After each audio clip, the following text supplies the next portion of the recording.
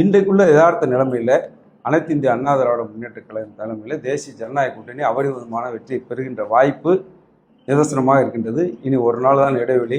4ஆம் தேதி வாக்கு எண்ணிக்கையின் போது அந்த தமிழக வாக்காளர் மனநிலை என்ன மனநிலை வாக்களிக்கிறார்கள் என்பது தேர்தல் முடிவாக வெளிவர இருக்கின்றது.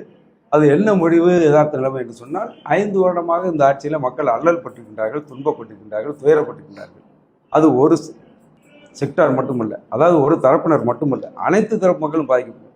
விவசாயிகள் பாதிக்கப்பட்டிருக்கின்றார்கள், தொழிலாளர்கள் பாதிக்கப்பட்டிருக்கின்றார்கள், அரசு ஊழியர்கள் பாதிக்கப்பட்டிருக்கின்றார்கள், தூய்மை பணியாளர்கள் இருந்து கடைநிலை ஊழியராக இருக்கின்ற தூய்மை பணியாளர்கள் இருந்து கோட்டையில் பணியாற்றுகின்ற உயர்மட்ட அதிகாரிகள் வரை தங்களுடைய முடிவை சரி தேர்தல் வரட்டும் பார்த்துக்கொள்ளலாம் என்ன சொல்ல மக்கள் தீர்ப்பை மகேசன் தீர்ப்பு என்று அண்ணா சொன்னார்கள். நாம் தீர்ப்பாக அதை இந்த ஆட்சியாளர்களுக்கு தெரிவிப்போம் என்று சொல்லி வாக்களித்திருக்கின்றார்கள் என்பதைத்தான் நாங்கள் இந்த தேர்தலில் பார்க்கின்றோம்.